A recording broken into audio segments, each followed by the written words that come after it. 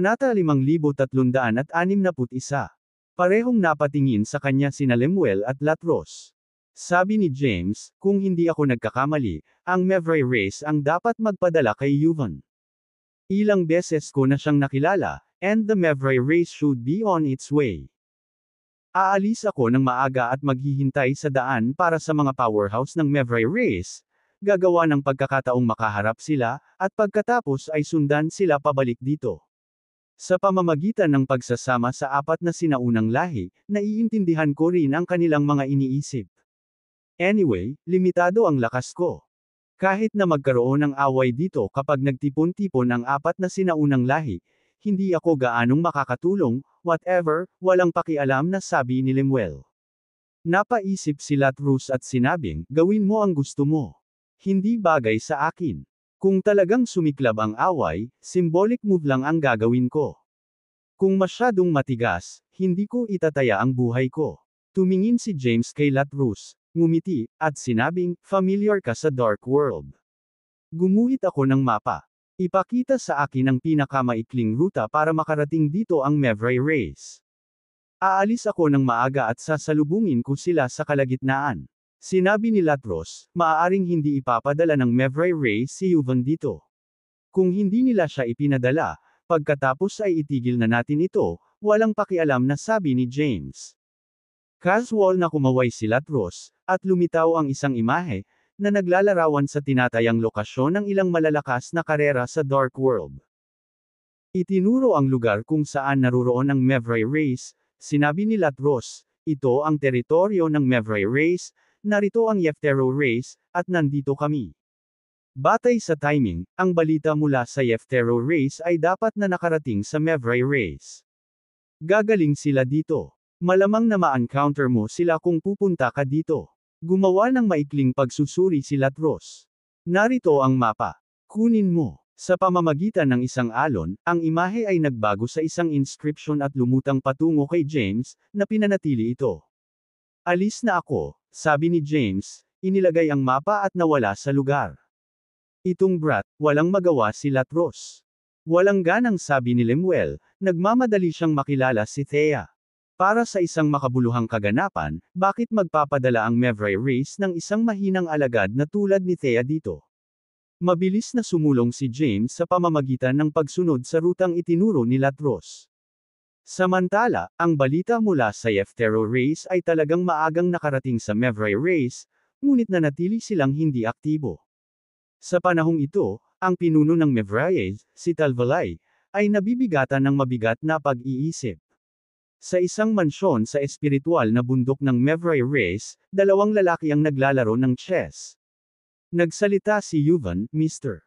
Talvalay, matagal na. Kung isa sa alang-alang ang oras, ang Yeftero race ay dapat na dumating malapit sa Glacium Holy Land. Ano ang iyong mga iniisip? Kalmado si Talvalay at sumagot, masama ang pakiramdam ko tungkol sa kamakailang insidente sa mga guho ng Glacium race. Pakiramdam ko ay malapit nang masira ang matagal ng kapayapaan sa Dark World. Ayokong makisali sa mga ganitong bagay. Ngunit ang aming angkan ay lumahok sa mga kaganapan ng nakaraan. Iyon ang pagkakasangkot ng dating dakilang elder.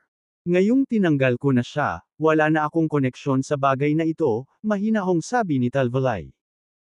Sabi ni Yuvan, gayunpaman, kung mananatiling passive ang Mevray race sa pagkakataong ito, tiyak na sasamantalahin ng Yeftero race ang sitwasyon. Malapit na kaming bumuo ng isang alyansa sa pamamagitan ng kasal. Hindi matalinong gumawa ng kaguluhan sa sandaling ito. Ano ang iyong mungkahi? Napatingin si Talvalay kay Yuvan. Sinabi ni Yuvan, ayon sa balita mula sa Yeftero race, naabot na ni Yui ang Holy Celestial rank at umalis na siya sa pag-iisa. Sa pagkakataong ito, dadalhin niya ang tatlong powerhouse ng Holy Celestial rank at patungo siya sa Glacium Holy Land. Sa tingin ko, dapat nating isama ang prinsesa at hayaan siyang makilala ang kanyang kasintahan. Tumingin sa kanya si Talvalay, hinihikayat siyang magpatuloy. Huminto sandali si Yuvan bago nagpatuloy, alam kong malaki ang ambisyon mo. Hindi mo lang hinahangad na matiyak ang katatagan ng Mevray race. Ang pag-aayos ng kasal ng prinsesa sa Yeftero race ay ang unang hakbang lamang. Balak mong unti-unting lamunin ang Yeftero race, ganap na Poxane ang mga ito. Ito ay maaaring isang magandang pagkakataon upang pahinin ang lakas ng Yeftero race. Tumayo si Talvalay at sinabing, dalhin si Thea sa Holy Land ng Glacium. Medyo magtatagal bago makarating doon. Huwag paghintayin ng masyadong matagal ang ibang lahi. With that, lumabas na siya ng kwarto. Pinanood ni Yuvan ang pag-alis ni Talvalay, saka tumayo at naglakad palayo sa courtyard. Nagtungo siya sa espiritual na bundok kung saan naninirahan si Thea. Malungkot si Thea mula nang bumalik siya mula sa Yeftero race. Mr. Yuvan, pagkakita sa kanya, ang absent-minded na si Thea ay tumayo at bumati. Ano bang nasa isip mo, Thea? Nakangiting tanong ni Yuvan. Umiling si Thea at sinabing, wala. Gusto mo bang lumabas para mamasyal? Tanong ni Yuvan. Isang lakad. Bahagyang nagulat si Thea. Tumango si Yuvan at sinabing, may problema sa Holy Land ng Glacium. Ha? Mukhang naguguluhan si Thea. The matter goes back many years. Yuvan then recounted the events of the Glacium race. Naabot na ni Yui ng Yeftero race ang Holy Celestial rank. Sa pagkakataong ito, ipinadala siya ng Yeftero race kasama ang tatlong Holy Celestial rank powerhouses sa Glacium Holy Land. Plano kong isama ka doon. Sa mga salitang ito, napakunot ang noo ni Thea, halata sa mukha niya ang sama ng loob. Sabi niya, bakit ako? Ayokong makita siya. Ngumiti si Yuvan at sinabing, nakatanggap ako ng impormasyon na ang Holy Celestial Rank Powerhouse ay umatake sa Yeftero Race's Sect Elder, na inihagis ang sword energy na nabuo ng Genesis Path mula sa labas ng mundo. Sa mga panlabas na eroplano, halos walang buhay na nilalang ang nakakabisado sa Genesis Path ng hindi mabilang na mga eroplano. Isang tao lang ang gumagawa, James. Nang marinig ito, nagulat si Thea. Sinasabi mo bang may kinalaman siya dito? Bahagyang umiling si Yuvan at sinabing, hindi ko alam, pero nahuhulaan ko na sa tatlong Holy Celestial Rank Powerhouses, isa ang sumusunod kay James simula noong nasa labas ng eroplano. Si James ay dapat na nagbigay ng maraming Genesis Paths mula sa iba't ibang eroplano sa kanya. Para sa isa pa, maaaring si Latros, ang nagdala kay James sa Yeftero race noong nakaraang pagkakataon. Si James kaya yung isa. Kahit na malaki ang potensyal niya, posible bang maabot niya ang Holy Celestial rank sa napakaikling panahon? Tanong ni Thea na may pagdududa. Nagkibit balikat si Yuvan. Ewan ko dyan.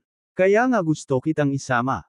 Kung talagang kasali si James, nasabit siya sa sama ng loob sa pagitan ng Glacium race at ng Four Ancient Races.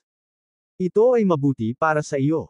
Sa Glacium race na kasama sa Yeftero race, ang Yeftero race ay hindi makakawala sa kanilang sarili sa maikling panahon. Sige, pupunta ako. Hindi nag-atubili si Thea. Ihanda mo ang sarili mo, aalis na tayo, bilin ni Yuvan. Sino ang mga powerhouse na planong ipadala ni Itay mula sa karera? Tanong ni Thea. Ako lang. Formality lang ang involvement ng ating lahi. Nang Poxane natin ang Glacium race noon, ang Yeftero race ang nanguna, at ang apat na sinaunang lahi ay sinamahan lamang. Bukod dito, tinanggal na ang mga sumali sa ating karera. Ang tatay mo ay makakadistansya sa bagay na ito, sabi ni Yuvan. Matagal na niyang kasama si Talvalay at kilalang-kilala niya ito. Naunawaan niya ang mga iniisip at plano ni Talvalay. Bukod dito, madalas niyang pinangangasiwaan ang mga bagay na ito. Ang layunin niya sa pagsulong sa pagkakataong ito ay hindi upang harapin ang Glacium race kundi upang makahanap ng pagkakataon na palihim na makipag-alyansa sa kanila. Ang pinuno ay hindi maaaring personal na masangkot sa mga bagay na ito, at hindi rin niya maaaring hayaan ang apat na sinaunang lahi na makakuha ng anumang ebidensya. Ang pangunguna kay Yuvan ay ang pinakamagandang opsyon. Kahit na ang mga bagay ay pumunta sa timog, ang Mevray race ay maaaring ilipat ang sisihin sa kanya at umatras ng hindi nasaktan. Walang gaanong inihanda si Thea. Nang malaman na ang bagay na ito ay maaaring nauugnay kay James, kailangan niyang pumunta at tingnan. Sinundan niya si Yuvan, mabilis na umalis sa Mevray race. Sa bangin sa likod ng main peak ng Mevray race, pinanood ni Talvalay habang dinadala ni Yuvan si Thea para umalis. Nanatiling kalmado ang kanyang ekspresyon, walang anumang pagbabago sa emosyon. Panginoon ko, nakapagdesisyon ka na ba? Sa likod niya, may lumitaw na anino minsan. Ito ay mailap, hindi matukoy ang kasarian at edad. Tinakpan ni Talvalay ang bibig at mahinang umubo. Nang bawiin niya ang kanyang kamay, may kaunting dugo ito. Panginoon ko, okay ka lang ba? Nagpahayag ng pag-aalala ang anino. Wala namang seryoso. Masyado lang akong nagmamadali. Ang hindi magandang epekto sa quasi-bliss rank ay nagdulot ng ilang pinsala sa aking katawan. Maghihiwalay na ako ngayon. Mula ngayon, lahat ng ginagawa ng Mevray Race ay walang kinalaman sa akin. Nawala sa pwesto si Talvalay pagkasabi nito. Ang Mevray Race ay gumagalaw. Walang sawang binabagtas ni James ang Dark World. Kasunod ng ibinigay na ruta ni Latros, mabilis siyang nakarating sa itinalagang lokasyon. Ito ay isang lugar na tinitirhan ng isang lahi. Gayunpaman, ang primeval na ito ay hindi partikular na makapangyarihan sa Dark World. Isa lamang ito sa hindi mabilang na karera ng Tenebrae. Ang lugar na ito din ang kinakailangang ruta para marating ng Mevray Race ang Glacium Holy Land. Kung iba ang landas nila, mas malayo ito. Naghintay si James sa lugar na ito. Gayunpaman, hindi siya nakatagpo ng anumang Mevray Race na nabubuhay na nilalang na dumaraan sa kabila ng paghihintay ng maraming taon. Hindi kaya dumaan dito ang Mevray Race, o na-miss ko ba ito? Kumunot ang noo ni James. Hindi naman siya nagmamadali bagkus ay matiyagang naghintay. Nagplano siyang maghintay ng isa pang 3,000 taon. Babalik siya sa Glacium Holy Land kung ang lahing Mevray ay hindi dumaan sa lugar na ito sa loob ng panahong ito. Ang pagbabalik pagkatapos ng 3,000 taon ay halos sa oras na magtitipon ng 4 na sinaunang lahi. Sa isang kisap mata, mahigit 1,000 taon na ang lumipas. Lumitaw ang isang lumilipad na barkong pandigma sa loob ng saklaw ng pangunawa ni James. Malaki ito, na may mga flag sa ibabaw nito na kumakatawan sa Mevray Race. Naramdaman ang lahat ng ito, na wala si James sa lugar. Sa sumunod na sandali, nagpakita siya sa malawak na kadiliman. Sa sandaling ipinakita niya ang kanyang sarili, ang lumilipad na barkong pandigma ay dumating sa kanyang paningin. Huminto ito sa di kalayuan sa harapan niya. Sa deck, lumitaw ang isang lalaki at isang babae.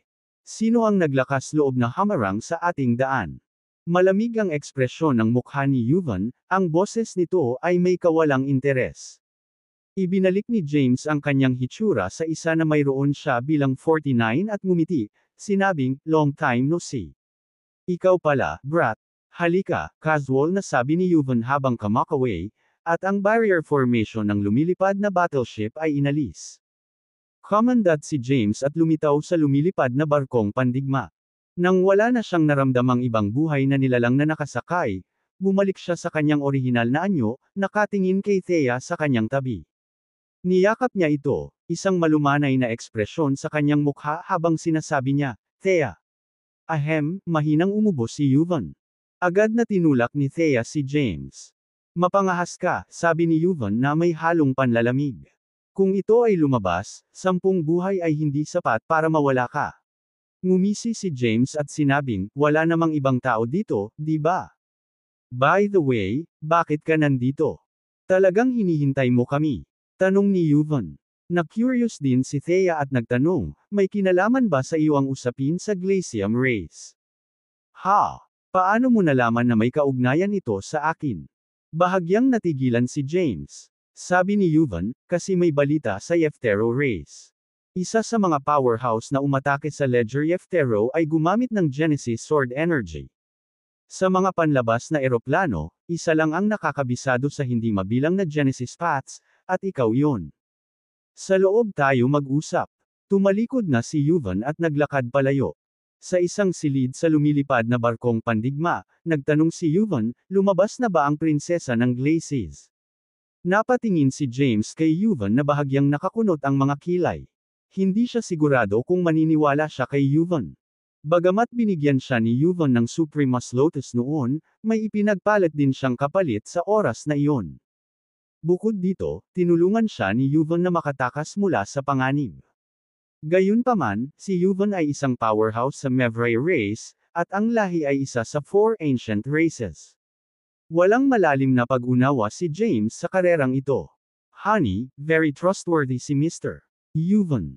Mapagkakatiwalaan mo siya. Napansin ni Thea ang pag-aalinlangan ni James. Sinulyapan ni James si Thea at sinabing, since sabi ni Thea, I'll trust you this time. Tumingin siya kay Yuvan at sinabing, yes, this matter is related to me. Dumating ako sa Dark World sa pagkakataong ito para hanapin ang kayamanan ng Glacium Race, ang Iles. Sa aking nakaraang buhay, pumasok ako sa isang pagkasira ng Glacium Race at namatay dahil sa mga pahiwatig tungkol sa Iles. Sa pagkakataong ito, nakakuha ulit ako ng mga pahiwatig at pumunta rito. Maikling ipinaliwanag ni James ang sitwasyon. Ang peak ng Quasi-Bliss rank ay nabigong makapasok sa Transcendental Bliss rank. Nagulat si Yuvan sa narinig niya. Siguro, noong kinubkob ng apat na sinaunang lahi ang Glacium Race noon, hindi lang ito para sa tatlong kayamanan ng Glacium Race. Maaaring dahil nalaman nila ang tungkol sa isang maalamat na powerhouse sa Glacium Race, sa takot na malalagay sa alanganin ang kanilang mga posisyon. Kaya, nagsanib puwersa sila para salakayin ang Glacium Race, mahinang bulong ni Yuvan. Walang pakialam si James sa mga bagay na ito. Sa ngayon, gusto lang niyang malaman kung anong mga aksyon ang susunod na gagawin ng apat na sinaunang lahi. Iyon ang pangunahing dahilan kung bakit niya hinintay ang Mevray Race sa pagkakataong ito. Tumingin si Yuvan kay James at sinabing, siya nga pala, may sasabihin ako sa iyo ng masamang balita. Ano? Napatingin sa kanya si James. Sinabi ni Yuvan, si Yui ng Yeftero Race ay nakapasok na sa Holy Celestial rank at nakalabas na sa seklusyon. Sa pagkakataong ito, ipinadala siya ng Yeftero Race upang manguna sa isang team, at dinala niya ang tatlong Holy Celestial rank powerhouses ng Yeftero Race sa Glacium Holy Land. Kapag natapos na ang Glacium Race na ito, maaaring oras na para sa Yeftero Race na magpakasal sa ating lahi, at ito na ang oras para magpakasal si Thea. Sa mga salitang ito, hindi napigilan ni James ang pagkayam ng kamao. Tumingin si Thea kay James nang may pagmamahal at sinabing, honey, rest assured. Hindi ako magpapakasal kay Yui Yeftero kahit kailangan kong mamatay. Tumingin din si James sa kanya at nangako, rest assured din, kahit anong mangyari, hindi kita papayag na pakasalan mo siya. Ikaw ay aking asawa, at ikaw ay akin. Walang makakaalis sa iyo. Kung may sumubok, lilipulin ko ang buong lahi nila. Bahagyang ngumiti si Yuvan at sinabing, James, hindi mo kayang harapin ang Yeftero Race gamit ang iyong kasalukuyang lakas. Isa lang ang option mo ngayon. Ha? Napatingin si James kay Yuvan. Sabi ni Yuvan, iyon ay ang makiisa sa Glacium Race. Gaya ng nabanggit mo, ang prinsesa ng Glacies ay naghiwalay sa banal na lupain. Paglabas niya, makakamit na niya ang Holy Celestial rank. Bukod dito, mayroon ding powerhouse sa tuktok ng Quasi-Bliss rank sa tabi niya. Bagamat hindi kumpleto ang kanyang kamalayan, siya ay mabigat pa rin. Ang pagkakaroon ng isang banal na Celestial rank powerhouse sa iyong tabi, ang pagkumbinsi sa mga powerhouse ng Theatan Race na sumali sa iyo ay maaari pa ring magdulot ng malaking hamon sa Yeftero Race, kahit na hindi posible ang direktang paghaharap. Kahit na inilipat ang usapan, nagpatuloy siya, kahit na hindi kahayagang tulungan ng aking lahi, maaari kaming mag-alok ng maingat na suporta. Dahan-daang sinabi ni Yuvan, ang pangunahing dahilan ay kay Yui. Kung papatayin mo siya, natural na makonsela ang alyansa ng kasal. Kahit na hindi ito maaaring kanselahin ng direkta, ito ay maaantala. Ang pagkaantala na ito ay magbibigay sa iyo ng mas maraming oras upang lumago. Hindi na mamalayan, itinuro ni Yuvan ang isang malinaw na landas para kay James. Ang kanyang layunin sa pagdating sa oras na ito ay upang makita kung maaari niyang palihim na makipag-alyansa sa Glacium Race at lumikha ng ilang gulo para sa Yeftero Race at maging sa iba pang ancient clans. Sa hindi inaasahang pagkakataon, sumulpot si James. Maraming koneksyon si James kay Thea. Sa pagkakataong ito, hindi mas maganda kung si James ang nangunguna. Noong una ay nagplano si James na makipag-alyansa sa Glacium Race, ngunit ang kanyang mababang cultivation realm ay naging dahilan upang hindi tiyak kung ang prinsesa ng Glacium Race, Kiana, ay magiging interesado sa kanya. Nahulog siya sa pagmumuni-muni. Para makipagtulungan kay Kiana, kailangan niyang isama si Lemuel. Tumingin sa kanya si Yuvan at nagtanong, paano na? May paraan ba para makipagtulungan sa Glacium Princess at makahanap ng pagkakataon para mawala si Yui? Marahang minasahe ni James ang kanyang templo at sinabing, medyo mahirap, pero mag-iisip ako ng paraan sa lalong madaling panahon. Paalala ni Yuvan, at saka, hindi pwedeng gawin ang bagay na ito sa iyong pagkakakilanlan bilang 49, at hindi rin pwedeng gawin sa identity ni James. Kailangan mong gumamit ng bagong pagkakakilanlan. Kung hindi, haharapin mo ang galit ng Yeftero race kung mamatay si Yui. Ang kanilang paghihiganti ay maaaring umabot pa sa central plane ng labas ng mundo. Nakuha ko. Marahang minasahe ni James ang kanyang templo. Sige, pwede ka nang umalis. Huwag mo kaming sundan. Kung makatagpo ka ng 4 na sinaunang lahi, hindi ko matitiyak kung ano ang mangyayari. Kasalukuyang nagpapagaling ang Mevrai race, at hindi namin gustong masangkot sa hindi kinakailangang gulo. If you need help in the future, contact me secretly, sabi ni Yuvan sabay abot ng inscription kay James. Panatilihing ligtas ang inscripsyong ito. Maaari mo akong kontakan anumang oras gamit ito. Kahit magkalayo tayo, sasagutin kita kaagad kapag nakipag-ugnayan ka sa akin. Okay. Itinago ni James ang inscription. Mag-ingat ka, honey, sabi ni Thea, baka sa mukha niya ang pag-aatubili nang makita niya si James na naghahanda ng umalis. Binigyan siya ni James ng isang walang pakialam na ngiti at sinabing, huwag kang mag-alala. Walang mangyayari. Malakas na ang katawan ko ngayon, at bumuti ang cultivation realm ko. Sa hinaharap, tiyak na lilipulin ko ang Yeftero race at magiging Lord Supremos ng Dark World na ito.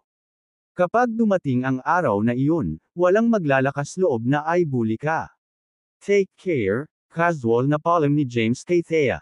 Nawala siya sa lumilipad na barkong pandigma, at hindi nagtagal ay nawala ang kanyang aura sa lugar. Nakakasurpresa talaga ang brat na ito. I never expected na ilalabas niya ang Princess of the Glaciers, medyo relaxed na sabi ni Yuvan. Sa una, ang pagbuo ng isang alyansa sa Glacium race ay magiging mahirap, ngunit si James ay lumitaw ng hindi inaasahan at nalutas ang isyu ng walang kahirap-hirap. Ngayon, ang lahing Mevrai ay maaaring makaiwas sa salungatan at mag-obserbo habang ang lahi ng Glacium ay nakikibahagi sa lahing Yeftero, lahi ng Suunteli, at lahi ng Zoltram. Kahit na hindi mapuksa ng Glacium race ang three ancient races, ang pag-asa sa isang pick ng quasi-bliss rank powerhouse ay sapat na upang magdulot ng gulo para sa Yeftero race, Suunteli race, at Zoltram race. Si Yuvan ay mukhang napaka-relax, ngunit nag-aalala si Thea. Sa pagbabalik sa Mevrai race sa loob ng mahabang panahon, alam na alam niya ang lakas ng four ancient race. Talagang nag-aalala siya na baka makatagpo si James ng sakuna.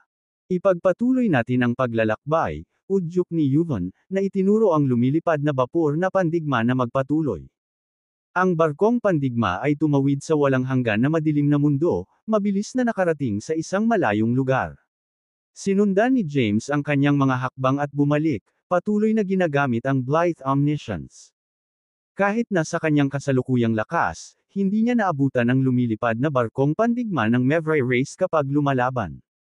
Gayunpaman, hindi niya kailangang mag-alala dahil ang pagmamadali bago ang pagtitipon ng 4 na sinaunang lahi ay hindi makakatulong. Tumayo si Amon sa madilim na espasyo sa labas ng Glacium Holy Land. Nakasuot ng itim na roba, blanko ang kanyang ekspresyon, at guwang ang kanyang mga mata.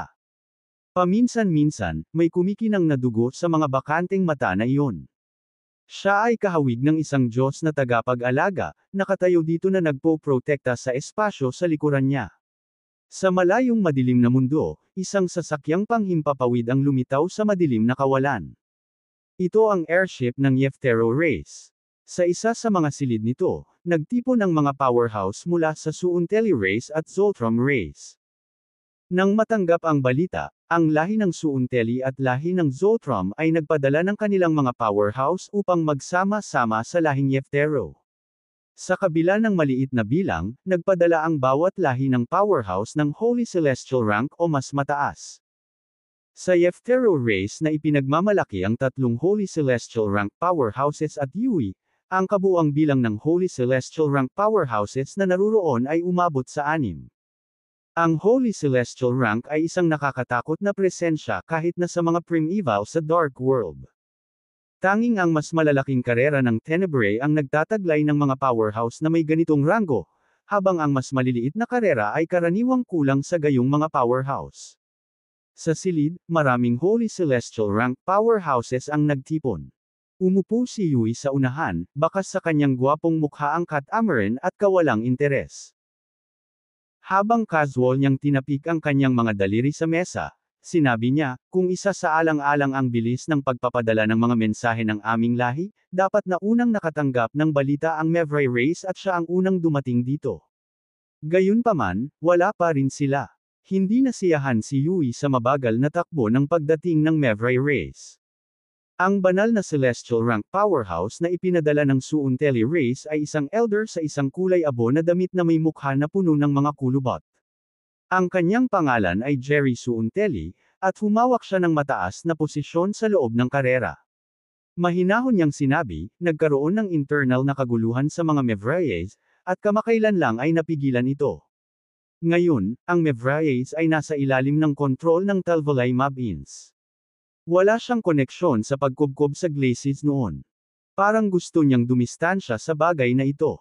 Si Sol Zoltram, isang powerhouse mula sa Zoltram race, ay nanunuya, kahit na wala itong koneksyon sa Talvolay, nakaling pa rin ito sa Mevraies. Hanggat mayroong anumang koneksyon sa Mevrai race, hindi niya ganap na maputol ang mga relasyon. By the way, ano ba talaga ang nangyayari? Tumingin si Jerry kay Yui at nagtanong. Bahagyang umiling si Yui at sinabing, hindi ako masyadong malinaw sa mga detalye. Ang tanging bagay na makumpirma ko ay ang powerhouse na lumilitaw sa Glacium Holy Land ay malamang na ang prinsesa ng Glacium na hinahanap ng 4 na sinaunang lahi. Ano pa ang hinihintay natin? Tayo na at alisin siya para maputol ang anumang problema sa hinaharap. Oo, sa pinagsama-samang lakas ng ating 4 na lahi, madali nating maalis ang Glacium race, lalo na ang isang prinsesa ng Glacium. Nagsalita ang mga powerhouse sa silid. Malumanay na nagsalita si Yui, huwag magmadali, hintayin natin ang Mevrai powerhouse na dumating. Haha, sa pagkakataong iyon, umalangaw-ngaw ang tawa mula sa labas ng dilim.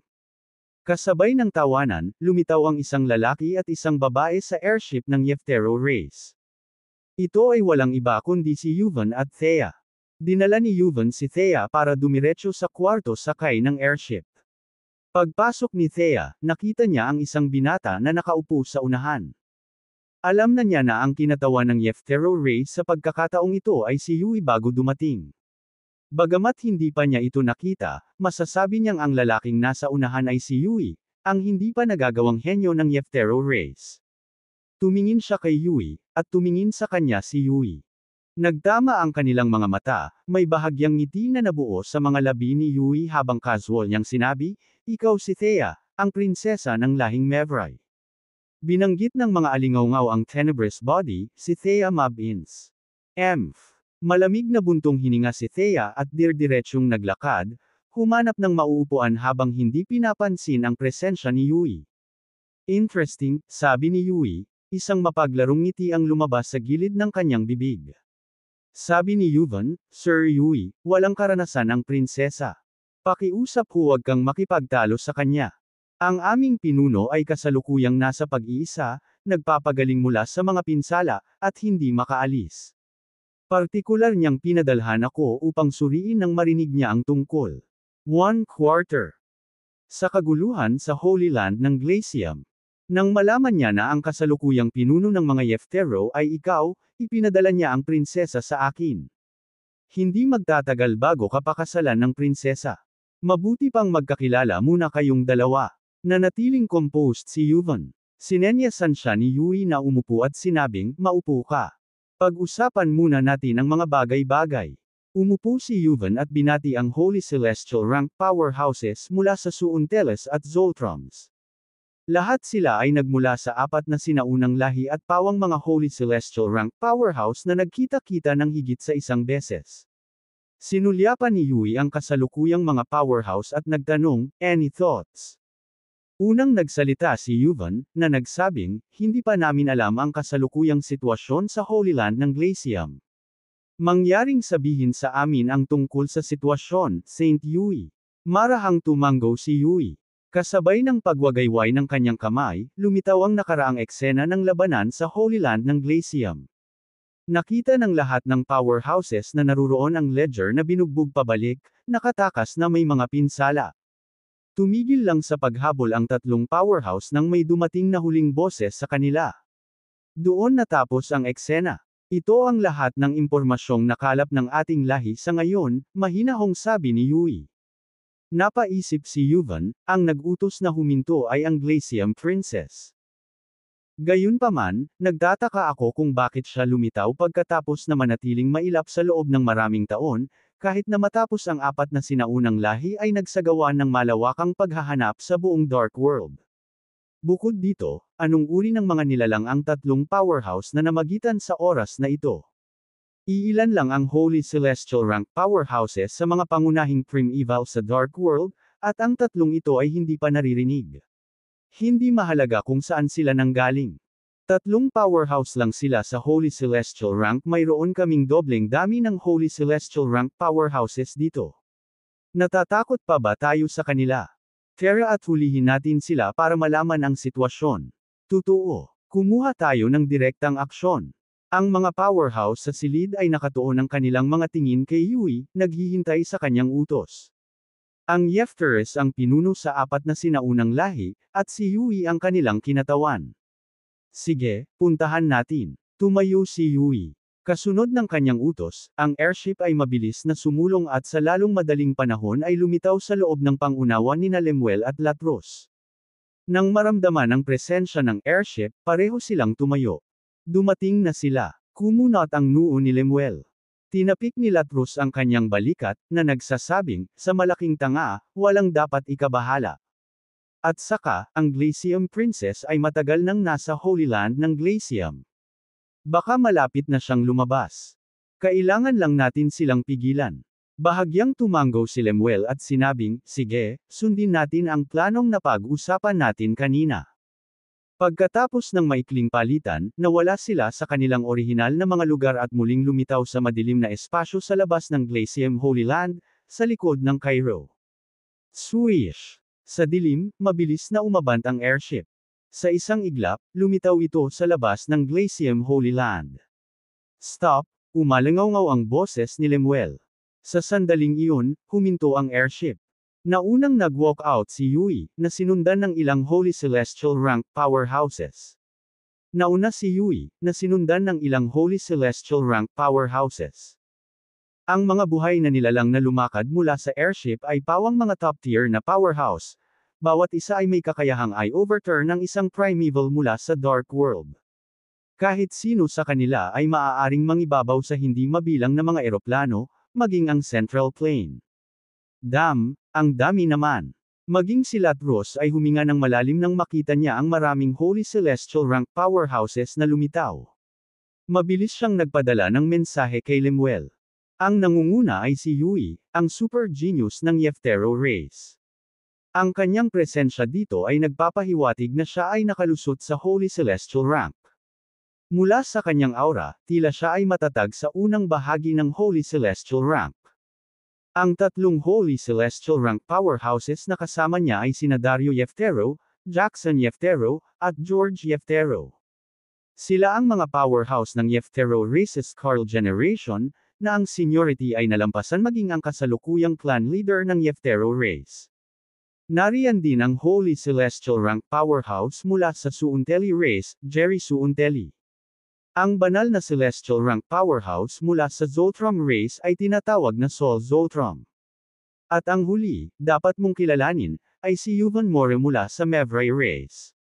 Nang makita ni Latros ang mga lumalabas na powerhouse, saglit na ipinadala ni Latros ang kanilang impormasyon sa pagkakakilanlan kay Lemuel. Kumunot ang noo ni Lemuel, marahang minamasahe ang kanyang mga templo. Sinulyapan niya si Cairo, na nakatayo, at tahimik na nagtanong, ilang powerhouse sa tingin mo ang kayang tiisin ng malaking hanggal na ito? Kung ang apat na sinaunang lahi ay sinusubukan lamang ang tubig, maaari niyang labanan ang hindi bababa sa apat. Kung talagang lalabas sila ng todo, maaari niyang pigilin ang dalawa. Pagkatapos ng lahat, siya ay may kapansanan sa kamalayan, at ang kanyang lakas lamang ay hindi maaaring gamitin ng lubos. Palihim silang nag-usap. Sa sandaling ito, humakbang pasulong si Yui mula sa Yefteres. Tumalon siya sa hangin, lumilitaw sa itaas ng airship. Sa sobrang kalmadong ekspresyon, tumingin siya sa tatlong powerhouse sa unahan at nagtanong, "Guys, ang lugar na ito ay sama-samang pinigilan ng apat na sinaunang lahi. Ano ang ibig mong sabihin sa pagpapakita mo rito at pagpatay sa ating mga alagad? Gusto mo bang magkaaway tayo?" Kalmado ang boses ni Yui, ngunit sa ilalim ng katahimikan na iyon ay may namumuong hanggaring pumatay. Agad na humakbang si Lemuel, ngumiti, at sinabi, "Ang lugar ba na ito ay sama-samang pinigilan ng apat na sinaunang lahi? Ang alam ko lang ay minsan na itong Glacium Holy Land. Tatlo na kaming matagal na hindi gumagala sa Dark World. Ngayon, gusto naming lumabas at mag-explore. Itinakda namin ang aming mga pananaw sa lugar na ito at plano naming itatag ang aming sekta dito." Humakbang din si Latros, na ikinulong ang kanyang mga kamao, at sinabing, "Kami, ang tatlong madilim na banal, ay walang intensyon na kalabanin ang apat na sinaunang lahi.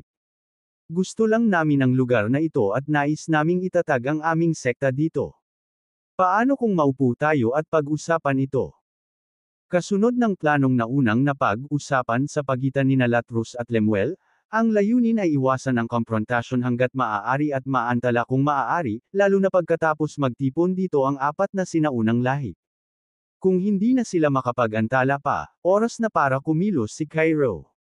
Walang puwang para sa negosasyon, malamig na wika ni Yui. Umalis ka kaagad, o huwag mo kaming sisihin sa pagiging impolite.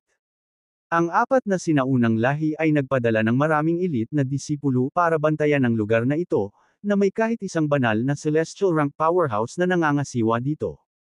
Alam nila na may misteryosong umiral sa Holy Land ng Glacium. Gayunpaman, hindi sila masyadong malinaw tungkol sa kung ano ang eksaktong bagay na ito dahil mayroong isang barrier formation sa lugar na ito. Kahit ang formation master ng four ancient races ay hindi makalusot dito. Kaya naman, naglagay sila ng mga powerhouse dito. Sir Yui, nakapasok na siguro ang prinsesa ng Glacium sa Holy Land ng Glacium. Hindi na tayo makakapagpatagal pa. Mangyaring magbigay ng utos upang kumilos. Oo, ang patuloy na pagkaantala ay maaaring humantong sa mga hindi inaasahang pangyayari. Ang Holy Celestial Rank Powerhouse mula sa Yeftero race ay hinimok si Yui na kumilos. Naramdaman ni Lemuel at Latros na may mali at lihim na pinag-usapan ito. Ipinadala ni Latros, bukod sa Yeftero race, ang iba pang tatlong karera ay malamang na hindi mauubos. Hayaan ang malaking hanggal na makitungo sa apat na powerhouse ng Yeftero, at ang iba sa atin ay hahatiin ang natitirang mga kalaban. Mag-stall tayo hanggat kaya natin. Mas madaling sabihin kaysa gawin, ipinadala ni Lemuel na may malungkot na ekspresyon. Nasa early stage pa lang ako ng Holy Celestial Rank, hindi ko basta-basta kayang humawak ng random na kalaban. Nakabisado mo ang martial arts skill. Hindi ako naglalakas loob na ipakita lang ito. Kung gagamit ako ng martial arts skill dito, mabilis nilang matunten ito pabalik sa Central Plain. Magiging mahirap kapag gumanti sila. Anyway, ang brat na iyon at ang mga Yefteres ay sinumpaang magkaaway. Kung matutunton nila ito pabalik, maaari nating tipunin ang lakas ng hindi mabilang na mga eroplano at ang Central Plain. Sa pamamagitan ng pagharap sa Yefteres sa tulong ng Glacius, medyo mataas ang posibilidad ng ating tagumpay. Bagamat lihim silang nag-uusap, napaka-relax ng ekspresyon ni Latros, na para bang may pinag-uusap ang hindi mahalaga. Sa kabilang banda, seryosong tumingin si Lemuel. Hindi niya magagamit ang Femsurge Art sa labanang ito. Ang Femsurge Art ay isa sa mga top-tier signature martial arts na kasanayan sa Central Plain. Bagamat walang buhay na nilalang ang nakakaalam kung ano ang ika-5 at ika-6 na yugto ng Femsurge Art, mabilis na matutukoy ng apat na sinaunang lahi ang mga pahiwatig kung gagamitin niya ito. Maaari nilang isangkat ang Ju Academy sa Central Plain. Swoosh! Sa sandaling iyon, tatlong Holy Celestial Rank powerhouses mula sa Yeftero race ang sabay-sabay na gumalaw, na lumilitaw sa madilim na kawalan sa unahan ng airship. Tigilan mo sila, tanga. Huwag mo silang hayaang makalapit. Mamamatay ang mahal mo kung lalapit sila. Sigaw ni Lemuel. Hindi niya alam ang relasyon ni Cairo at Kiana, ngunit nahulaan niya na mahal ni Cairo si Kiana. Kung hindi siya nakinig sa kanya at patuloy na pinuprotektahan siya, kahit na sa kanyang kapansanan sa pag-iisip. Nang marinig ito, nawala si Cairo sa orihinal na lugar. Sa susunod na sandali, nagpakita siya sa harap ng tatlong Holy Celestial Rank powerhouses mula sa Yeftero race. Ang tatlong Yeftero race powerhouses ay may mataas na seniority sa loob ng karera, na nakarating sa gitnang yugto ng Holy Celestial Rank. Nagpalitan ng tingin ang tatlo, at pagkatapos ay naglabas ng nakakatakot na aura ang kanilang mga katawan. Sa sandaling ito, tila nagsasapawan ang kanilang mga katawan, na nagpakawala ng isang mabigat na pag-atake. Madalas silang magkahiwalay at magkaunawaan. Higit pa rito, nilinang nila ang hindi pangkaraniwang supernatural na kapangyarihan. Gayunpaman, sa harap ng mabigat na pag-atakeng ito, hindi natakot si Cairo, sa halip ay malugod itong tinanggap. Boom! Pilit na nalabanan ni Cairo ang pinagsama-samang pag-atake ng tatlong middle stage na Holy Celestial Rank powerhouses. Ang kanilang magkakapatong na katawan ay agad na nahati sa tatlong buhay na nilalang, lahat ay umaatres. Kasunod nito, namutla ang kanilang mga mukha, at nagbuga ng dugo. Gayunpaman, si Cairo ay nanatiling hindi gumagalaw sa kanyang orihinal na posisyon. Hindi niya itinuloy ang kalamangan bagkus ay nakatingin lang siya sa malayo. Napakalakas ng malaking hanggal na ito. Nagulat si Lemuel at sinabing, nagsanib puwersa ang tatlong middle stage na Holy Celestial Rank powerhouses para magpakawala ng supernatural signature skill, at kinuha niya ito ng diretsyo. Mukhang relaxed si Latros, na nagsasabing, tama. Maraming powerhouses ang napapabalitang umabot sa quasi-bliss rank, ngunit ang mga iyon ay mga tsismis lamang na ipinakalat ng kani-kanilang mga lahi upang hadlangan ang iba. Gayunpaman, ang malaking tanga ay talagang isang totoong quasi-bliss rank powerhouse. Sinong makakatiis sa kanya? Bagamat nanatiling hindi gumagalaw si Cairo at hindi umatras sa ilalim ng nakakatakot na kapangyarihan, isang kakaibang puwersa sa loob niya ang marahas na sumisira sa kanyang katawan. Sa kabila nito, nanginginig ang kanyang katawan, pilit na pinalayas ang sumasalakay na puwersa. Maraming powerhouses ang nakakita sa eksenang ito at natulala. Naging seryoso ang ekspresyon ni Yui, bumubulong sa kanyang sarili, kailan lumitaw ang gayong kakilakilabot na powerhouse sa Dark World. Maging ang pinagsama-samang pagsisikap ng ating tatlong matanda sa sekta ay hindi siya matitinag. Tinitigan niya si Cairo. Bilang isang banal na celestial rank powerhouse, hindi nagtagal ay napansin niya ang abnormalidad ni Cairo. Ang kalagayan ni Cairo ay kapansin-pansin sa sinumang may kaunting lakas. Mukhang may mentally impaired siya. Hindi na kailangang harapin siya ng direkta. Magpadala ng dalawang powerhouse para makipag-ugnayan sa kanya, at ang iba ay nakikitungo sa dalawa pa. Kapag nahawakan na natin ang dalawa, makapasok na tayo sa Glacium Holy Land at alamin kung nandoon ang prinsesa ng Glacies. Nang makita ang mga pahiwatig, agad na nag-ayos si Yui. Medyo nakakalito, sumulyap si Lemuel kay Latros at nagtanong, ano ang gagawin natin ngayon? Umatras, o harapin sila ng direkta? Seryoso rin ang ekspresyon ni Latros. Hindi niya isinasaalang-alang ang direktang paghaharap sa apat na sinaunang lahi. Hindi niya kayang saktan ang mga ito, at hindi rin ang buong Theatan race. Swish! Maya-maya lang, umalangaw ang hangin. Kasabay nito, isang lalaki ang bumungad sa kanila. Ito ay ang paparating na si James. Ang hitsura ni James ay wala sa kanyang orihinal na anyo, at hindi rin siya kahawig ng 49. Nagpalit na naman siya ng anyo. Sa kabila ng iba't ibang hitsura, parehong alam ni Lemuel at Latros na siya iyon. Brat, bumalik ka. Ano na ang sitwasyon ngayon? Tanong ni Latros. Nagkibit balikat si James. Paano ko malalaman? Tanong ni Lemuel, paano kung outres tayo? Hindi, sagot ni James na may determinasyon. Ang lahing Mevrai ay nagmungkahi ng isang plano sa kanya upang makipag-alyansa sa lahing Glacium at maghanap ng paraan upang patayin si Yui. Kung aalis siya ngayon, hindi na siya magkakaroon ng pagkakataon na makipag-alyansa sa Glacies. Tumingin si James sa malayo, kung saan makikita ang maraming Holy Celestial Rank powerhouses. Ang Yeftero race ay may 3, lahat ay umabot sa gitnang yugto ng Holy Celestial Rank, at kasama si Yui, na gumawa ng 4 sa kabuuan. Ang iba pang 3 karera ay may tig-isang Holy Celestial Rank powerhouse. Maliban kay Yuvon Moro mula sa Mevraes, na nasa maagang yugto, ang iba ay nasa gitnang yugto. Magkasama, mayroong 7 Holy Celestial Rank powerhouses. Sa side nila, 2 lang kung hindi kasama si Cairo. Ang paglaban sa atake mula sa 4 na sinaunang lahi ay napakahirap. Lumakad ng ilang hakbang si James pasulong, sinilip ang 4 na sinaunang lahi sa kanyang harapan. Mahinahon niyang sinabi, sino sa inyo ang maaaring kumatawan sa inyong lahi? Mag-usap tayo. Nang makita ito, bahagyang nagulat si Yui. Ang brat na ito ay walang mataas na cultivation realm, at nagtaka siya kung bakit makikinig sa kanya ang 2 powerhouse. Ilang hakbang pasulong, tumingin siya kay James at nagtanong, ako si Yui Yeftero mula sa Yeftero race. Pwede ko bang itanong kung sino ka? Yui Yeftero. Narinig na ni James si Yui noon. Siya ay isang henyo mula sa mga Yeftero, isa sa kanilang mga santo, at nakatakdang maging pinuno ng angkan sa hinaharap. Never heard of you, walang pakialam na sagot ni James. Bago ito, napag-usapan na nila ang diskarte sa pagsisikap na mag-stall para sa oras hanggat maaari. Sabi niya, ako ay isang buhay na nilalang mula sa Theagnostos. Binigyan ako ng aking pinuno ng angkan ng misyon na dalhin ang ilang mga nasasakupan sa Dark World at gumawa ng pangalan para sa ating sarili. Nagustuhan ko ang lugar na ito at plano kong itatag ang aking sarili dito. Pinapakiusapan ko kayong lahat na umalis.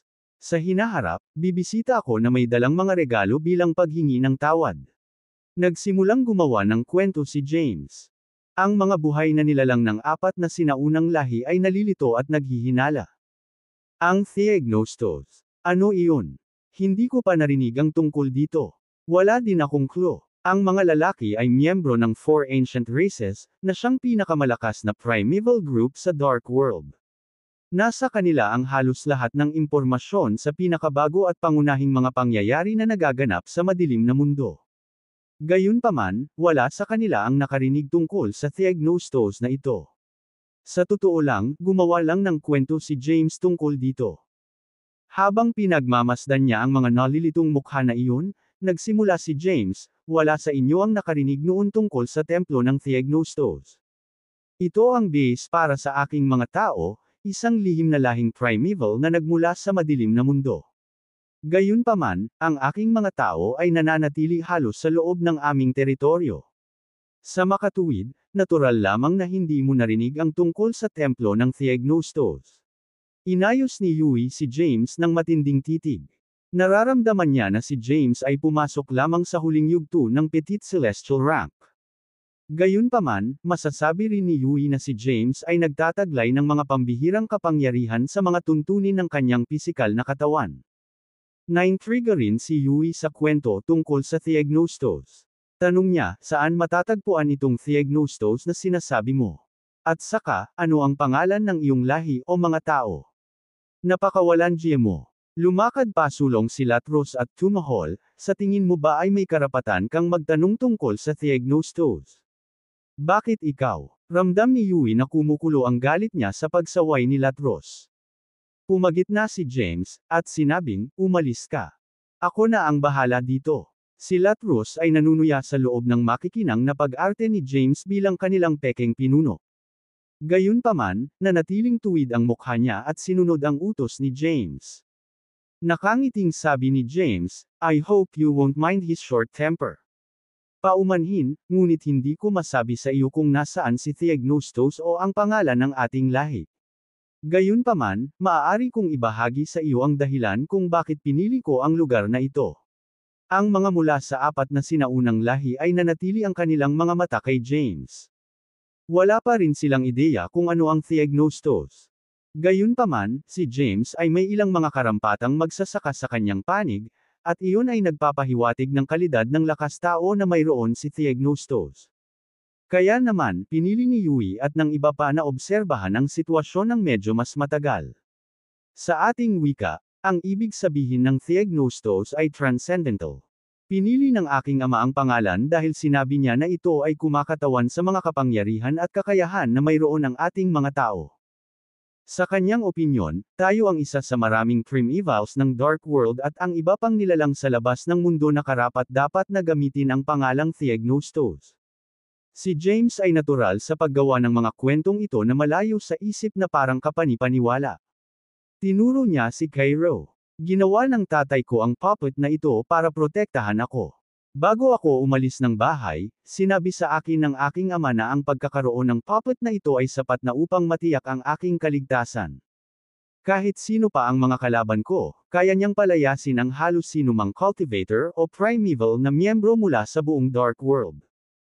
Ang mga tao mula sa apat na sinaunang lahi ay hindi nag-alinlangan sa mga kakayahan ni Cairo dahil ang lalaki ay nag-iisang natalo ang tatlong matatanda mula sa Yeftero race.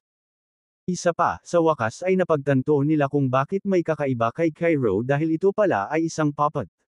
Lumapit si James kay Cairo. Tumingin siya sa lalaki at bumantong hininga. Originally, gusto ng tatay ko na bigyan siya ng kumpletong kaluluwa at gawin siyang tunay na nilalang. Gayunpaman, ang pupi na ito ay umabot sa tuktok ng quasi-transcendental bliss rank at nagtataglay ng mga pambihirang kapangyarihan. Kung siya ay naging isang tunay na nilalang na nagtataglay ng kanyang sariling malayang kalooban at damdamin, maaaring may panganib na tumalikod siya sa akin.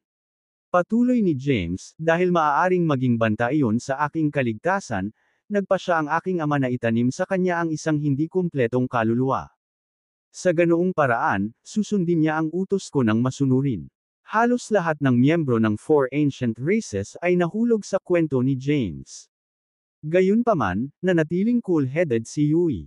Mahina hong tanong niya, ang prinsesa ba ng Glacium race ay nasa loob ng banal na lupain? Sagot ni James, oh. Yung babaeng yun. Iniligtas ng ating mga kababayan ang prinsesa ng Glacis noon. Noon, pinayuhan namin siya na ilabas ang kanyang mga sama ng loob. Kaya, wala kang dapat ipag-alala ngayon. Hindi susubukan ng ginang na maghayganti sa apat na sinaunang lahi, at hindi rin susubukan ng mga tao mula sa Theognostos na makialam sa iyong mga gawain. Dahan-daang lumapit si Yui kay James at sinabing, wala akong pakialam kung sino ka o saan ka nanggaling. Dapat mamatay ang prinsesa ng Glacis ngayon. Tumataas ang aura ni Yui sa bawat hakbang niya. Sinalubong ni James ang tingin niya. Naging mabait lang ako sa pamamagitan ng pagsisikap na lutisin ang sitwasyon sa pamamagitan ng pag-uusap muna.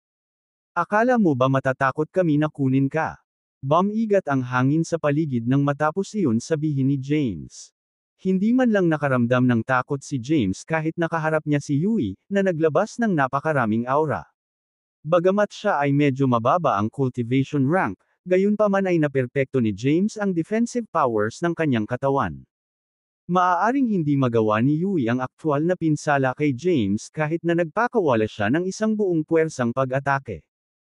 Sa sandaling si Yui ay nagsimulang lumapit kay James, ang mga matatanda mula sa Yeftero race at ang mga magsasaka mula sa Suunteles at ang Zoltrams ay sumunod din. Si Yuvan lang mula sa Mevray race ang nanatiling nakatayo sa parehong lugar. Isang malalim na pagsimangot ang nagsalubong sa kanyang mga kilay. Halos maramdaman niya ang tensyon sa hangin. Sa mismong sandaling iyon, nag-teleport ang lalaking nakaitim na roba at muling sumulpat sa harapan ni James. Inilabas niya ang kanyang aura, na agad na naghugas sa mga cultivator sa tapat niya at nanag sa kanilang mga aura. Stand back, tawag ni James kay Cairo. Isang mahinang pulang ilaw ang kumikinang sa mga mata ni Cairo. Nakatayo siya doon habang tila pinoproseso ang kanyang iniisip. Maya-maya, may boses na umalangaw-ngaw sa kanyang ulo. Tumayo ka, at makinig sa lalaking iyon sa ngayon. Ipinadala ni Kiana ang kanyang boses kay Cairo mula sa loob ng bakuran ng banal na lupain. Bagamat nasa isang closed-door meditation, alam ni Kiana ang nangyayari sa labas dahil palagi niyang sinusuri ang kanyang paligid. Nang matanggap ang utos ni Kiana, Tumabi si Cairo at lumipat sa likuran ni James. Ibinaling ni James ang tingin kay Yui. Binalaan ako ng aking ama na ang apat na sinaunang lahi ng madilim na daigdig ay mabigat na puwersa na hindi ko dapat ginagawang kalaban. Hindi ko rin gustong gawin iyon, ngunit natatakot ako na hindi kita papasukin sa lugar na ito ngayon. Gaya ng sinabi ko, ang prinsesa ng Glacis na nagtatago sa loob ng Glacium Holy Land ay dapat mamatay ngayon, sabi ni Yui sa bakal na boses. Ibinaba ni James ang kanyang tingin habang iniisip kung ano ang maaari niyang gawin upang bumili ng mas maraming oras para sa kanilang panig.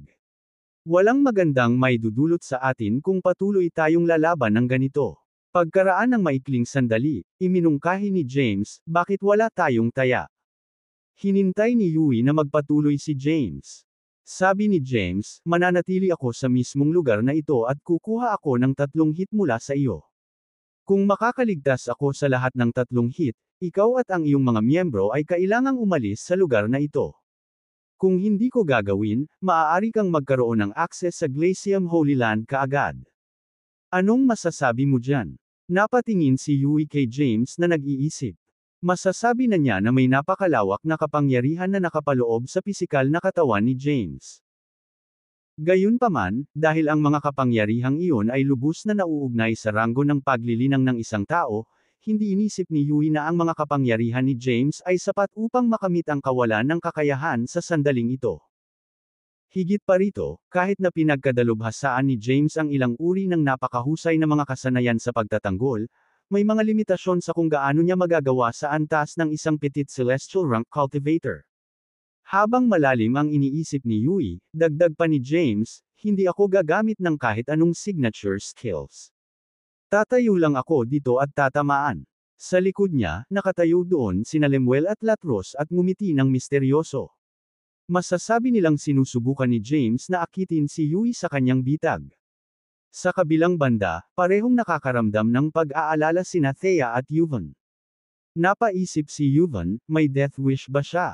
Si Yui ay isang monster-level genius. Kahit na siya ay pumasok pa lamang sa maagang yugto ng Holy Celestial Rank, ang mga nakarating na sa huling yugto ng parehong cultivation rank ay hindi maglalakas loob na gawing basta-basta si Yui sa panahon ng labanan. Katulad nito, ang ibang mga magsasaka ay hindi makapaniwala sa kanilang narinig. Isang late-stage na Petite Celestial Rank Cultivator ang nag-claim na hindi sila gagamit ng anumang defensive skills para harangan ang mga pag-atake ng isang Holy Celestial Rank Cultivator. Ito ay simpleng pagpapakamatay. Gayunpaman, likas na alam ni Yui na hindi magsasabi si James ng kalokohang mungkahi ng walang dahilan. Ang lalaki ay dapat na medyo may kumpiyansa sa panalo upang magmungkahi ng taya. Sa pamamagitan ng paggamit ng kanyang Zen, kinumpirma ni Yui na si James ay pumasok sa huling yugto ng Petite Celestial Rank. Nakikita rin niya ang presensya ng napakalaking kapangyarihan sa katawan ni James. Sa kasamaang palad, nabigo si Yui na makita kung paano ginawa ang katawan ni James mula sa iba't ibang mahahalagang materyales na maingat na pinagsama. Iyon ay dahil pinagpatong-patong ni James ang mga batayang materyales na iyon sa Genesis powers ng hindi mabilang na mga eroplano ng pag-Irel. Pagkatapos, maingat niyang isinama ang kanyang kaluluwa sa kanyang kasalukuyang katawan, unti-unti. Sa makatuwid, halos hindi matukoy ng iba ang banayad na pagkakaiba sa pagitan ng katawan ni James at ng mga katawan ng iba pang nabubuhay na nilalang. Si Yui ay ganap na nakakalimutan sa katotohanan na ang katawan ni James ay halos hindi malalampasan. Sige. Pagkatapos ng ilang sandali ng pagsasaalang-alang, pumayag si Yui sa mungkahi ni James para sa isang taya. Sana hindi mo ito pagsisihan, Yui Ftero, sagot ni James. Hindi ito gagawin. Kung magtagumpay ka sa pagkuha ng 3 hit mula sa akin, ako at ang aking mga tauhan ay sabay-sabay na aalis, walang pag-aalinlangan na sabi ni Yui.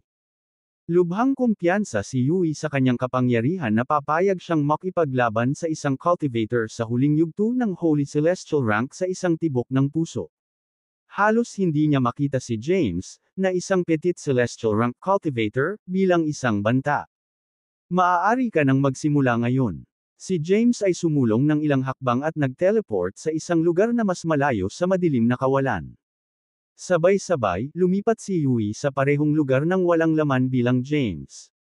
Samantala, ang iba pang miyembro ng Four Ancient Races ay nanatili sa kanilang mga pwesto. 2/4. Nagtaas ng kamay si Yui. Isang bola ng enerhiya ang nagsimulang mabuo sa gitna ng kanyang palad. Isang malabong ngiti ang sumilay sa kanyang mga labi habang nakatitig si Yui sa likod ng kanyang kamay. Biglang nag-teleport si Yui at humarap ulit kay James. Hinawakan niya ang palad niya sa dibdib ni James. Isang malaking bitik ang nabuo sa dibdib ni James nang dumapo sa kanya ang pangalawang palad ni Yui. Nagsanga ang bitik sa pinong, mahabang bitik na kumalat sa buong katawan ni James. Buti na lang at napanatili ni James na buo ang kanyang katawan. Kasabay nito, napalipad sa ere si James dahil sa lakas ng pag-atake ni Yui. Ang pag-atake ay napakalakas na nagkaroon ng mga bitik sa nakapalibot na kalawakan at maaaring maramdaman ang pagyanig libo-libong metro ang layo. Nang sa wakas ay nakayanan na ni James ang kanyang sarili, naramdaman niyang may mainit na bagay na pumasok sa kanyang lalamunan at halos agad na umubo ng dugo. Kahit na ang katawan ni James ay lubos na pinahusay upang gawin itong nababanat, si Yui ay gayunpaman ay nakapagdulot ng aktwal na pinsala sa kanyang katawan. Gayun din, naramdaman ni James ang matinding kirot sa kanyang kaluluwa dahil naapektuhan din ito ng pag-atake ni Yui. Napangiwi siya sa sakit. Gayunpaman, dahil sa mga natatanging katangian ng katawan ni James at ang mga kapangyarihan ng ilas, si James ay nagtataglay ng pambihirang depensa at pagpapagaling sa sarili na mga kapangyarihan sa kanyang katawan. Sa loob ng ilang segundo, lahat ng mga sugat na natagpuan sa katawan ni James ay gumaling. Shit! Bakit sila gumaling? Ako ay umaasa na bumili ng mas maraming oras sa pamamagitan ng pagsasabi na kailangan ko munang gamutin ang mga sugat na iyon bago gawin ang pangalawang tama. Nagmura si James sa loob. Pagkatapos, mabilis niyang tinatakan ang ilas upang pansamantalang supilan ang kapangyarihan nito. Samantalang si Yui naman ay nakatitig kay James ng matinding titig. Siya ay itinuring na isang bihirang henyo na magsasaka ng kanyang panahon na nalampasan ang marami sa kanyang mahuhusay na mga kapantay. Isa pa, ito ang unang pagkakataon sa napakatagal na panahon habang si Yui ay ganap na nagpakawala ng kanyang kapangyarihan. Hindi siya gumamit ng anumang mga espesyal na item o kasanayan sa pagpirma. Gayunpaman, ang unang pag-atake na iyon ay isang pagpapakita ng buong kapangyarihan ng cultivation base ni Yui. Karaniwan, kahit na ang isang tao na kapareho ng cultivation rank ni Yui ay makakaranas ng matinding pinsala kapag natanggap ang hit na iyon.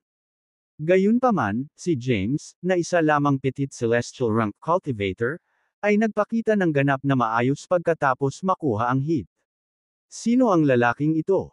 Nagsasabi ba siya ng totoo tungkol sa mga Theagnostos? Mayroon ba silang mga cultivator na nakapasok sa maalamat na Transcendental Bliss rank? Ang mga anak ba ng mga magsasaka na iyon ay may mga natatanging talento rin sa paglilinang? Napaisip si Yui. Hindi maiwasan ni Yui na mabahala habang iniisip ang mga posibilidad na iyon. Sa kabila ng malakas na unang pag-atake ni Yui, himalang gumaling ang mga pinsala ni James sa isang iglap. Dahil gusto ni James na bumili ng mas maraming oras, mabilis niyang tinatakan ang kapangyarihan ng ilas. Alam na alam ni James na ang mga miyembro ng apat na sinaunang lahi ay hindi karaniwang mga magsasaka. Bukod dito, hindi inakala ni James na tutuparin ni Yui ang kanyang pangako kahit na matalo siya sa taya sa huli. Ang mahihina lamang ang nakatali sa kapangyarihan ng isang kasunduan. Maaaring pabayaan ng mas malakas na panig ang kasunduan at gawin ang anumang gusto nila. Sa totoo lang, nabigla si Yui dahil ginamit niya ang kanyang buong kapangyarihan sa unang pagtama.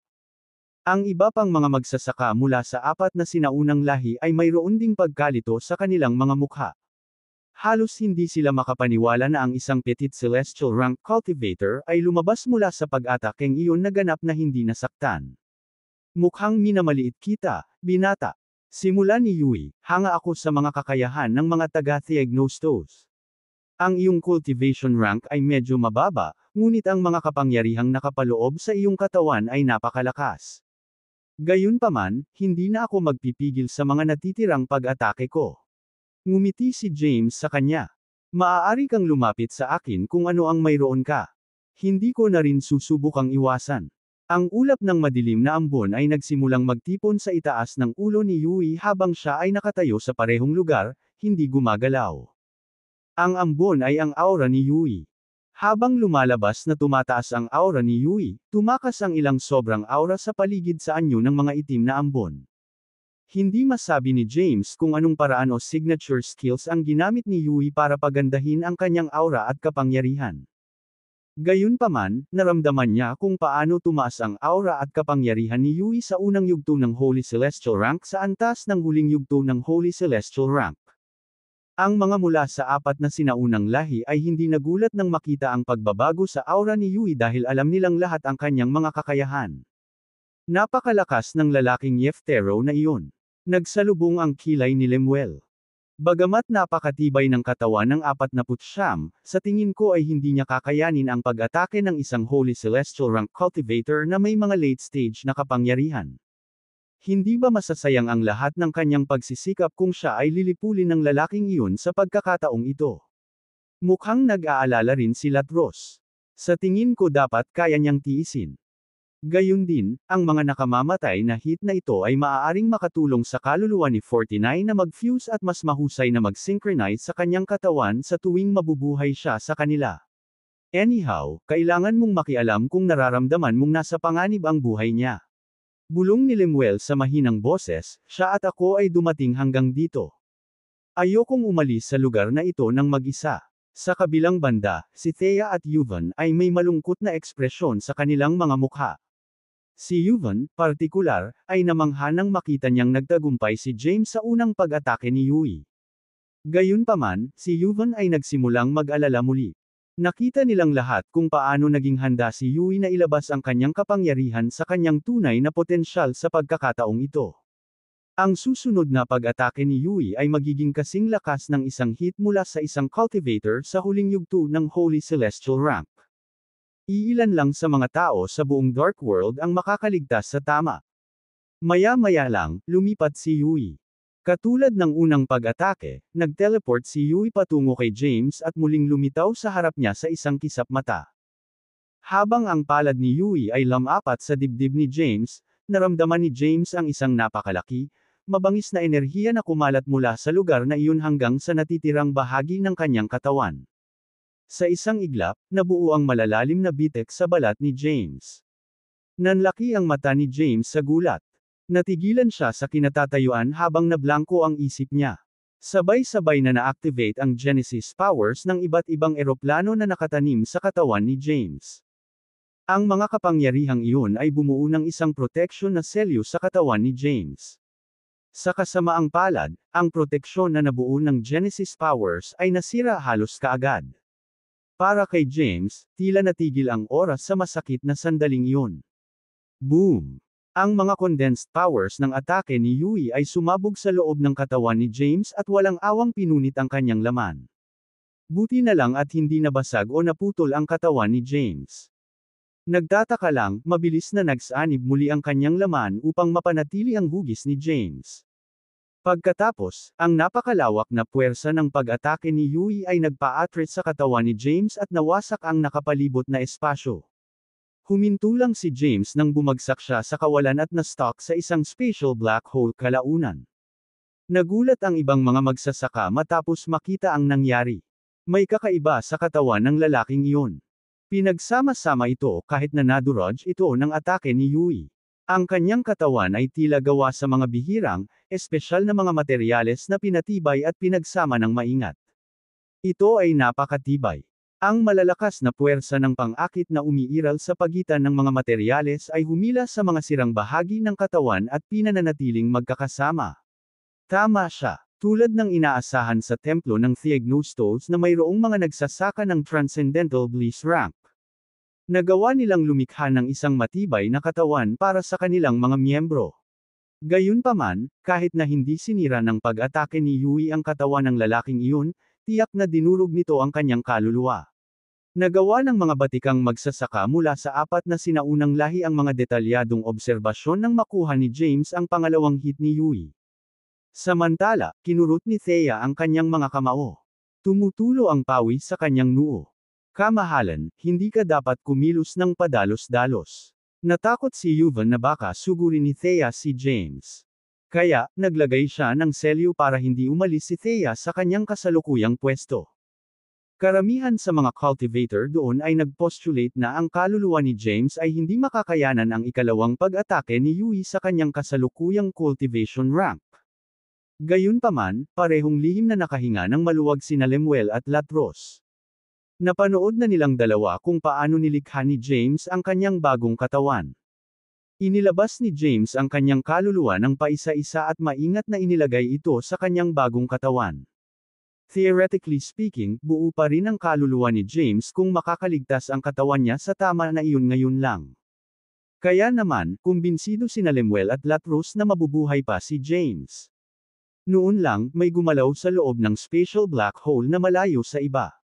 Isang lalaking ganap na nababalutan ng dugo ang dahan-daang lumabas sa black hole. Si James iyon. Nang halos mapunit ang katawan niya sa tama ni Yui kanina ay nadurog din ang kaluluwa ni James. Sa kabutihang palad, ang mga natatanging kapangyarihan ng kanyang katawan ay sapat upang mapanatili ang integridad ng kanyang katawan at kaluluwa. Gayunpaman, si James ay nagtamo ng matinding pinsala matapos makuha ang pangalawang hit. Nagulat ang mga magsasaka mula sa apat na sinaunang lahi nang makitang nakalusot si James. Lalong lumalim ang pagkunot ng noo ni Yui. Si James ay dumanas ng iba't ibang antas ng matinding pinsala. Ang mga bitik at sugat na makikita sa iba't ibang bahagi ng katawan ni James ay mangangailangan ng mahabang panahon para tuluyang gumaling. Maging ang kanyang kaluluwa ay napakapunit na tila ang kanyang kaluluwa ay maaaring masira at mawala anumang oras. Magaan ang ulo ni James sa puntong iyon. Matapos gamitin ang kaunting lakas na natitira niya para sabihin ang mga salitang iyon kay Yui, nagsimulang mag-concentrate si James sa pagpapagaling ng kanyang mga sugat. Hindi niya na-access ang kapangyarihan ng Iles. Sa halip, ginamit ni James ang sarili niyang kapangyarihan para pagalingin ang mga sugat. Maaaring ito ay isang magandang bagay para sa kanya, bulong ni Latros kay Lemuel, para sa kanyang katawan. Ang napakalaking pinsala o pagkabigla dito ay maaaring makatulong sa kanyang katawan at kaluluwa na mas magkadikit. Natutuwa lang ako na buhay pa siya. Nakahinga ng maluwag si Lemuel. Napakunot ang noo ni Yui habang nag-iisip ng tingin kay James. Imposibleng sabihin kung ano ang tumatakbo sa ulo ni Yui. Ang isa sa mga matatandang Yeftero ay lumapit kay Yui at sinabi sa halos hindi marinig na boses, "Sir Yui, dapat nating gamitin ang pagkakataong ito at alisin ang lalaking iyon ngayon. Pagkatapos, maaari tayong magtungo sa Holy Land ng Glacium at paksain kaagad ang prinsesa." Ang mga cultivator ng Holy Celestial Rank mula sa Suunteli Race at Zoltram Race ay lumapit din sa pares. "Sir Yui, wala kaming sinabing kahit ano tungkol sa pagbibigay sa kanya ng oras para pagalingin ang kanyang mga sugat habang tumataya. It's the perfect time for us to make our move ngayong grabe na ang sugat niya. Hindi na tayo dapat mag-aksaya pa ng oras dito. Unlike the others," Yuvan commented. At saka, hindi ordinaryong magsasaka ang lalaking iyon. Siya ay nagmula sa Theagnostos at marahil ay may suporta ng isang Transcendental Bliss rank cultivator. Kung babalikan natin ang ating salita at papatayin siya ngayon, maaari ba nating tiisin ang mga kahihinatnan kapag ang mga magsasaka mula sa Theagnostos ay dumating na naghahanap sa atin upang ipaghiganti ang kanyang kamatayan? Tumango si Yui. Tama siya. Bibigyan natin siya ng oras para pagalingin ang kanyang mga sugat. Pagkatapos, papatayin ko siya sa ikatlong hit. Kahit na ang mga mula sa Theagnostos ay gustong makipagtalo tungkol dito, maaari naming sabihin sa kanila na ginawa namin ito ng patas at kusa. Ang mga kwentong ginawa ni James tungkol sa Temple of Theagnostos ay epektibo sa pagpaparamdam kay Yui na maingat sa background ni James. Nang marinig ang mga salita ni Yui, ang mga magsasaka ng Suunteli at Zoltram ay tumahimik at tumayo sa gilid. Samantala, si Cairo ay nag-teleport at muling nagpakita sa tabi ni James upang protektahan siya habang sinusubukan ni James na gamutin ang kanyang mga sugat. Natanggap ni Cairo ang mga utos mula kay Kian na nasundin ang mga tagubilin ni James sa ngayon. Kung may magtatangkang atakihin si James, gagawin niya ang lahat para protektahan ang buhay ni James. Sa paglipas ng mga araw, tila hindi gaanong bumuti ang kalagayan ni James. Sa kabilang banda, ang mga magsasaka mula sa apat na sinaunang lahi ay naubusan ng pasensya. Sir Yui, hindi na kami makapaghintay sa lalaking iyon. Ang prinsesa ng Glacium race ay dapat na nagsasagawa ng kanyang closed-door meditation sa loob ng kanilang banal na lupain, at dapat ay malapit na niyang matapos ito. Nagawa niyang mapalipad sina Lemuel at Latrus ng ilang metro ang layo gamit ang malakas na sabog ng kanyang aura. Samantala, ang iba pang mga magsasaka mula sa apat na sinaunang lahi ay nagsimulang umatake kay Cairo. Habang nagsimula ang isang bagong yugto ng labanan, naiwan si James na nakaupo mag-isa sa gitna ng larangan ng digmaan.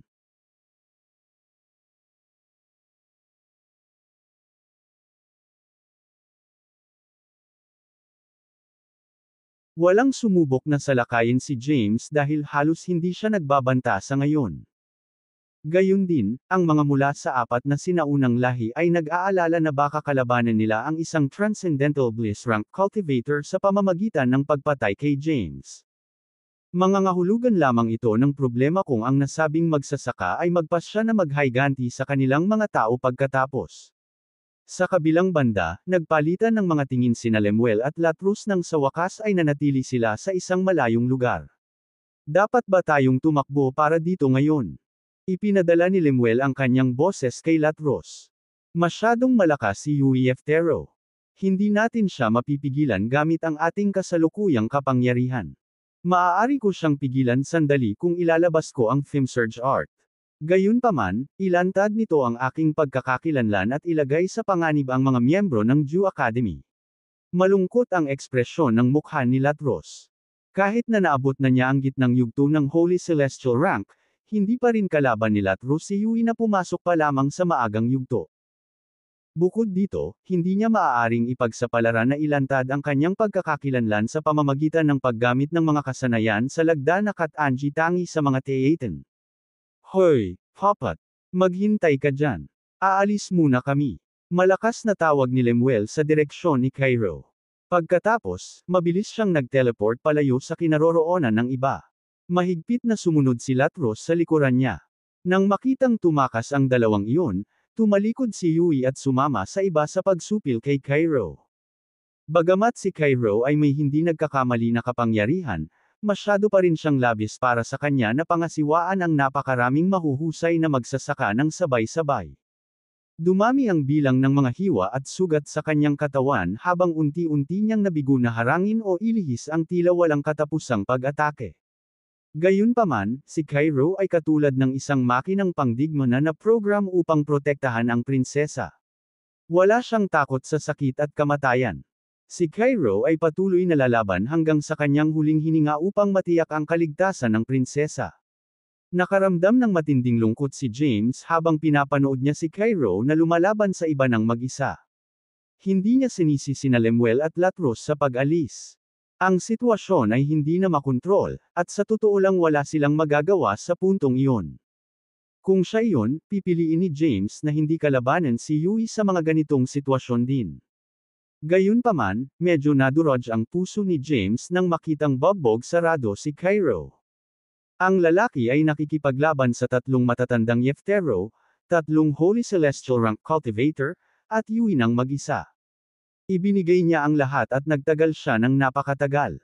Pakiramdam ni James ay isang kahihiyan kung si Cairo ay malipol ng ganoon na lamang.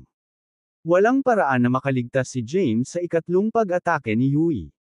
Gayunpaman, napunta siya sa isang masikip na lugar. Bagamat hindi pa ginagamot ni James ang lahat ng kanyang mga sugat, nakakapagsalita man lang siya ng may matinong pag-iisip. Ngumiti siya ng malapad kay Yui. Sir Yui, kailangan ba talaga ito? Kailangan mo bang subukan ng husto upang maalis ang prinsesa ng Glacium? Kahit na nakapasok na siya sa Holy Celestial Rank, anong pinsala ang posibleng gawin niya sa grupo ninyo?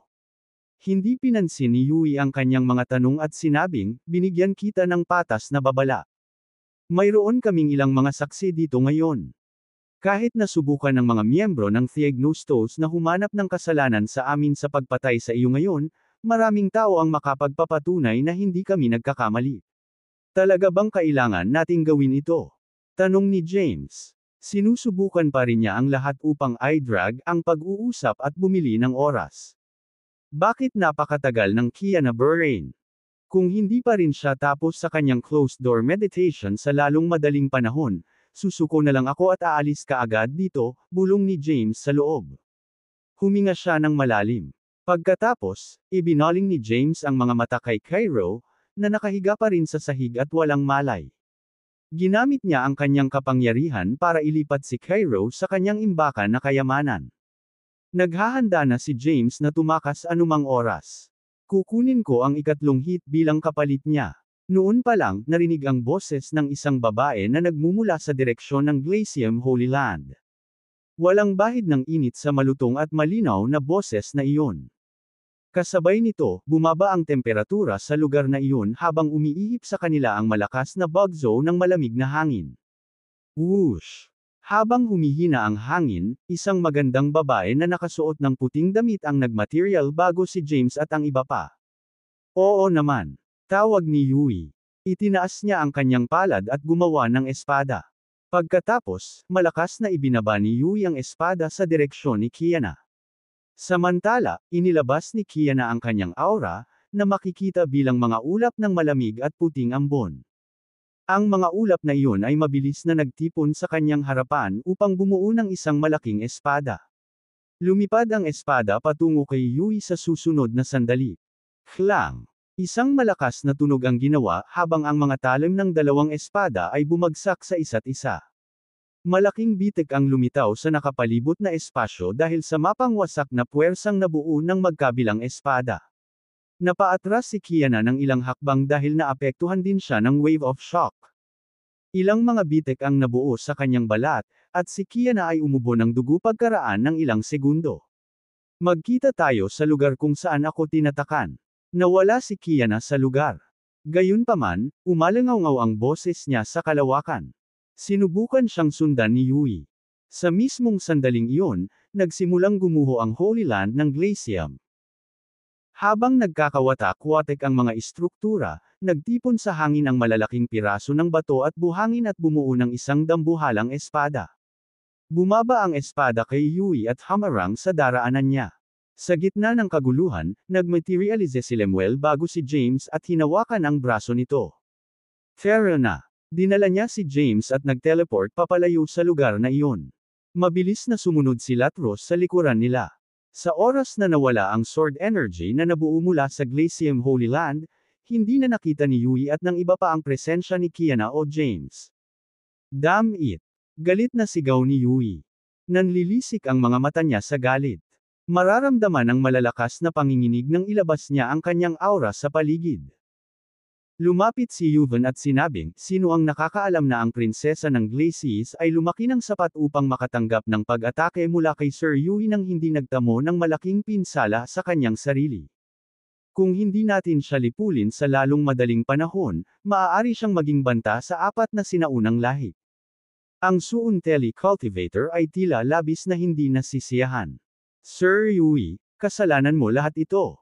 Kung inutusan mo kaming kumilos ng mas maaga, ang prinsesa ay hindi magkakaroon ng sapat na oras upang makamit ang kanyang kasalukuyang cultivation na rango. Papatayin na sana namin siya. Pinandilatan siya ni Yui ng masama. Halos bigla na lang tumigil sa pagsasalita ang lalaki.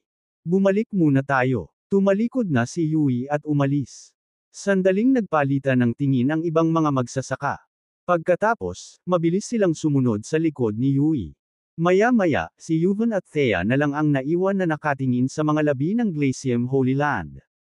Tito Yuvan, ano ang gagawin natin ngayon? Tanong ni Thea.